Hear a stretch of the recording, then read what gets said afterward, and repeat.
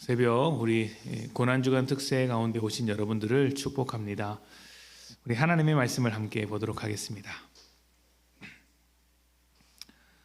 하나님의 말씀은 마가복음 14장 32절부터 39절까지 말씀입니다. 마가복음 14장 32절부터 39절까지 말씀, 우리 한 절씩 교독하도록 하겠습니다. 번갈아 가면서 32절부터 39절까지 조금 뚝 끊기는 것 같은 기분이 드시겠지만 39절까지만 우리 봉독하도록 하겠습니다. 교독합니다. 그들이 겟세마네라 하는 곳에 이르매 예수께서 제자들에게 이르시되 내가 기도할 동안에 너희는 여기 앉아 있으라 하시고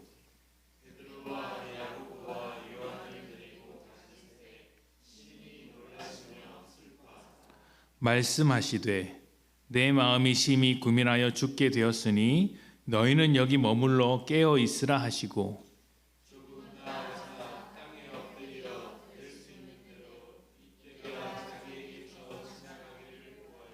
이르시되 아빠 아버지여 아버지께는 모든 것이 가능하오니 이 잔을 내게서 옮기시옵소서.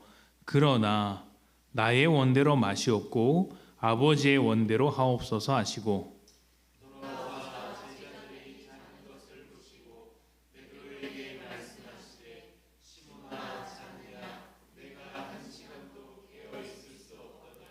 시험에 들지 않게 깨어있어 기도하라. 마음에는 원이로되 육신이 약하도다 하시고 다시 나아가 동일한 말씀으로 기도하시고 아멘. 우리가 어제 주일 예배 때 6월절 만찬을 나누신 주님을 생각하는 시간을 가졌습니다. 그리고 6월절 만찬을 모두 마치신 주님께서 제자들과 함께 겟세마네 동산으로 올라가셨습니다. 이곳에서 예수님은 이제 앞으로 다가올 바로 다음 날 다가올 죽음과 고난의 시간을 준비하시며 기다리고 계십니다. 누구에게도 떠넘길 수 없었던 오직 예수님만이 감당하셔야 하는 것이기 때문에 아주 외롭게 하나님과 홀로 대면하는 기도의 시간으로서 주님의 그 길을 준비하고 계셨던 것이죠. 겟세마네 동산에서 기도하실 때 예수님은 변화된 모습을 보여주셨던 세 명의 제자들, 베드로와 야고보와 요한, 이렇게 세 명의 제자들을 데리고 조금 더 깊이 다른 제자들이 있는 곳에서 조금 더 떨어진 곳으로 더 깊이 나아가셨습니다. 그리고 말씀하시기를 너희는 여기 머물러 있으라. 세 명의 제자들에게 말씀하시기를 너희는 여기 머물러 깨어 있으라 라고 말씀하셨습니다.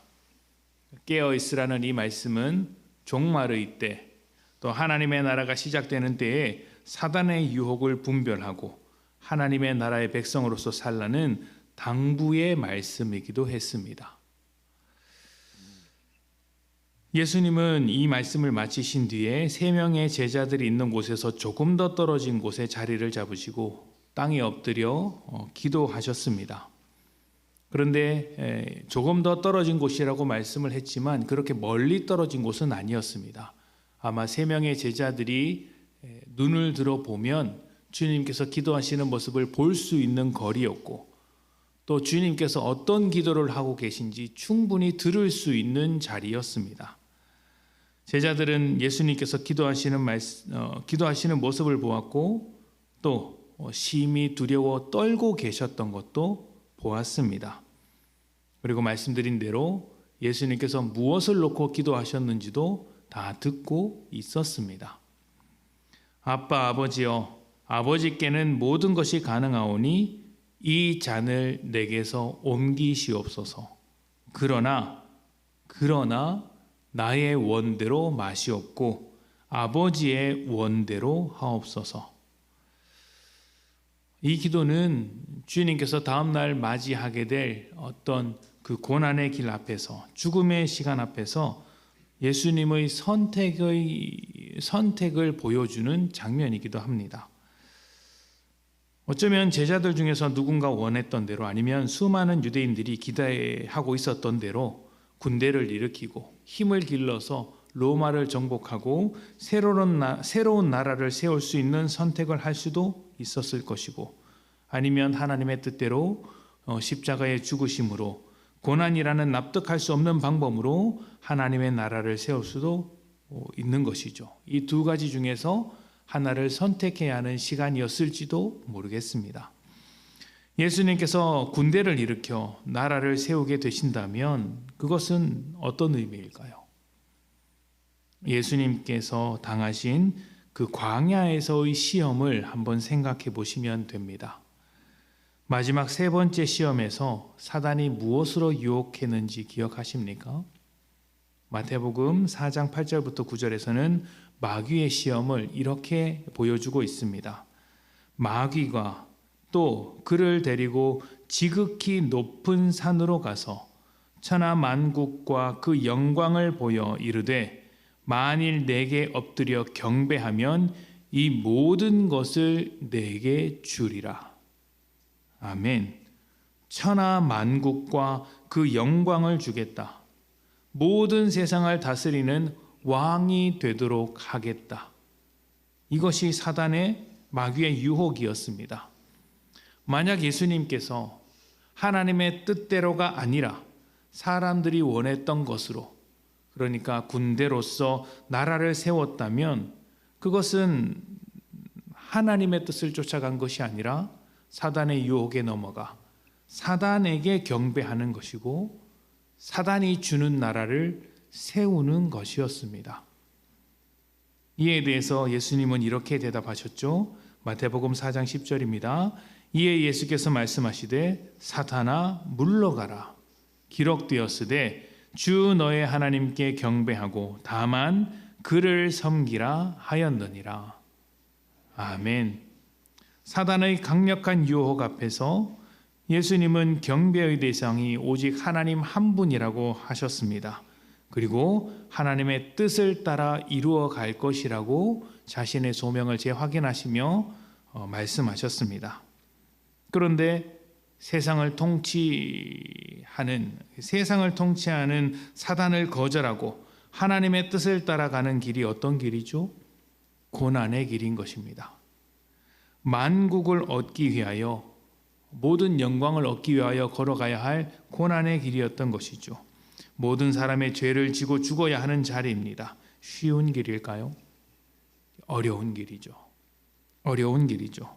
그럼에도 하나님의 원하심에 순종하기 위해서 겟세마네 동산에서 나의 원대로가 아니고 사람의 원대로가 아니고 사단의 원함대로가 아니고 오직 하나님의 원하심을 나에게 이루시옵소서라고 기도하시는 것입니다. 자, 그런데 예수님께서 기도하실 때 곁에 있던 제자들은 무엇을 하고 있었습니까? 자고 있었습니다. 깨어 있어야 할 제자들이 자고 있었습니다. 마가복음 14장 36절과 37절입니다. 이르시되 아빠 아버지여 아버지께는 모든 것이 가능하오니 이 잔을 내게서 옮기시옵소서. 그러나 나의 원대로 마시옵고 아버지의 원대로 하옵소서 하시고 돌아오사 제자들이 자는 것을 보시고 베드로에게 말씀하시되 시몬아 자느냐 내가 1시간도 깨어 있을 수 없더냐. 아멘. 앞에서 깨어 있으라는 이 말씀은 어떤 이야기라고 했는지 기억나십니까? 하나님 나라가 시작되는데 사단의 유혹에 넘어가지 말라는 말씀이었습니다. 하나님의 나라를 놓치지 말고 하나님의 백성으로 서 있으라는 말씀이기도 했죠. 항상 깨어 있음으로써 예수님이 이루실 하나님의 나라를 함께 맞이하자는 말씀이기도 합니다. 그런데 이 부르심 앞에서 제자들은 깨어 있지를 못합니다. 자고 있습니다. 왜 자고 있을까요? 영적으로 둔감하고 죽어 있기 때문입니다. 조금 더 강하게 말씀드리면 제자들은 아직 사단의 통치 아래 머물고 있기 때문입니다. 이게 무슨 말이냐면 이런 것입니다. 예수님은 이미 수차례 십자가에서 죽으실 것과 부활하실 것을 제자들에게 몇 번이고 말씀하셨습니다. 그런데 제자들은 이것을 받아들였습니까? 전혀 받아들이지 않았습니다. 이해조차 못했습니다. 깨닫지 못했죠. 제자들은 오직 예수님이 세우실 나라에서 누가 높은 자리에 올라갈 것인지에 대해서만 관심이 있었습니다. 주님께서 십자가라는 자리에 올라가신다는 것을 생각하지 못하고 우리는 누가 더 높아질 것인가만 가지고 경쟁했던 것이죠. 그러니까 제자들이 말하고 있었던 나라는 세상의 권력을 의지하여 세워진 로마와 같이, 또 세상에 있는 수많은 나라들과 같이 칼과 권력으로 군대로 세우는 나라이지 십자가로 세우는 나라는 아닙니다. 예수님께서 받으신 유혹처럼 사단이 보여주는 천하만국과 영광에 빠져 있을 뿐 십자가로 세우는 나라는 조금도 꿈을 꾸고 있지 않았던 것입니다. 그래서 십자가의 때가 되었을 때 둔감했고 깨어있으라는 예수님의 말씀을 듣고도 자고 있을 수밖에 없었던 것이죠. 사단의 통치 아래 있었기 때문입니다. 예수님은 사단의 통치 아래서 자고 있는 제자들을 보시며 이렇게 말씀하십니다. 마가복음 14장 38절입니다. 시험에 들지 않게 깨어 있어 기도하라. 사단의 통치를 받지 않도록 깨어 있어라. 기도하라. 하나님의 원하심을 따라갈 수 있도록 기도하라. 그런데 어떻습니까? 마음에는 원이로되 육신이 약하도다 하시고, 시험에 들지 않게, 사단의 유혹에 빠지지 않게 어떻게 하라고요? 기도해야 합니다. 주님께서 기도하신 것처럼 나의 원함이 아니라 하나님의 원함으로 살게 해 주십시오라고 기도해야 합니다. 그런데 제자들은 이게 안 됩니다. 마음으로는, 영으로는 그런 갈급함이 있을지 모르겠지만 육신이 약합니다. 사단의 통치에 묶여서, 죄에 묶여서 할 수 없는 것이죠. 그래서 주님은 이렇게 다시 하십니다. 저는 이 말씀, 이 장면이 너무 놀랍습니다. 39절입니다. 다시 나아가 동일한 말씀으로 기도하시고, 다시 나아가 동일한 말씀으로 기도하시고, 말씀드렸던 것처럼 예수님의 거리는 기도를 들을 수 있는 거리였습니다. 볼 수 있는 거리였죠. 그 거리에서 동일한 말씀으로 기도하고 계십니다. 이미 한번 하셨던 기도 아닙니까? 그리고 하나님의 원함대로 살겠다라는 이 예수님의 기도는 자신을 향한 어떤 소명, 그 소명의 확신이자 처음부터 가지고 있었던 말씀이셨습니다. 기도를 재차 반복하실 이유가 없지요. 그런데 왜 동일한 말씀으로 다시 한번 기도하실까요?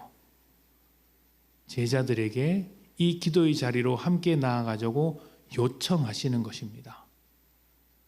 깨어있지 못한 제자들에게 다시 한번 기도를 가르쳐 주시고 부르시는 것이죠.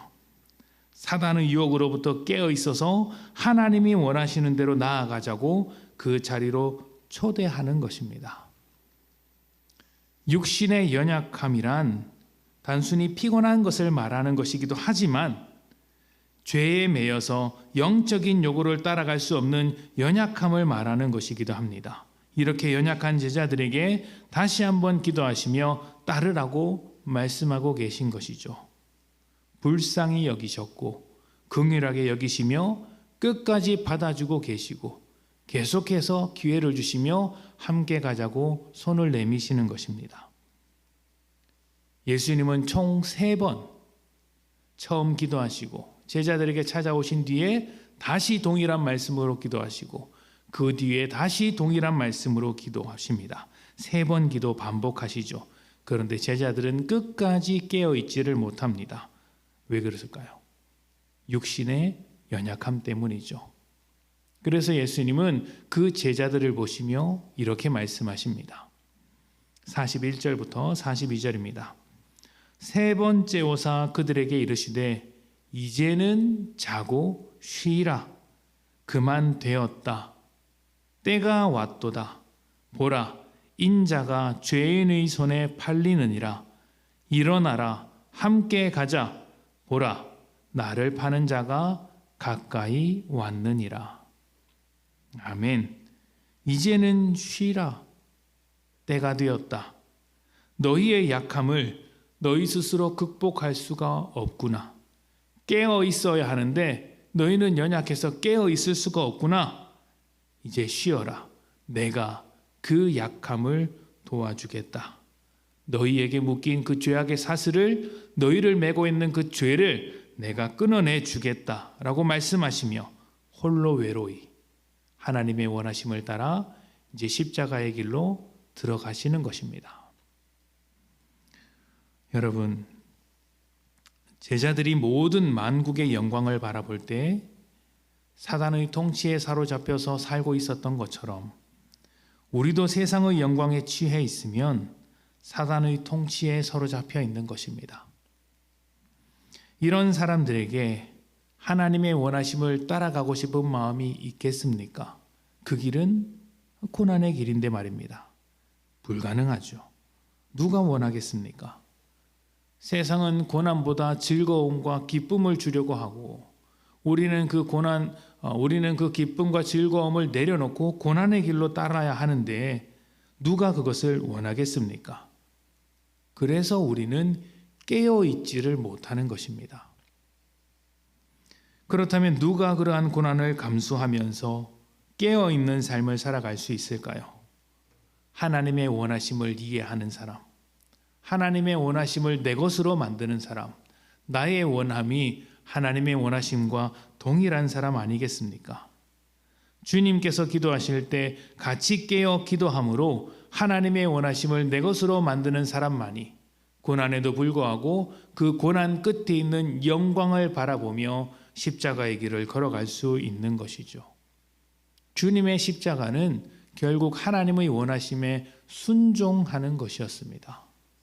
사단의 통치에서 벗어나 하나님의 통치 아래로 순종하는 삶을 살기 위해서는 이 기도가 필요하지 않겠습니까? 깨어 기도하는 것, 하나님의 원함이 우리 안에 있게 해주십시오. 이렇게 깨어서 기도할 때, 깨어 있어서 살아갈 때 우리는 하나님의 나라를 만들어 갈 수 있습니다. 고난주간이 첫날 주님과 함께 깨어서 기도하는 여러분들이 되셨으면 좋겠습니다. 하나님의 원하심이 여러분의 원함이 되어서 하나님의 나라를 만들어가는 고난주간의 첫날 되시기를 축복합니다. 우리 함께 기도하겠습니다.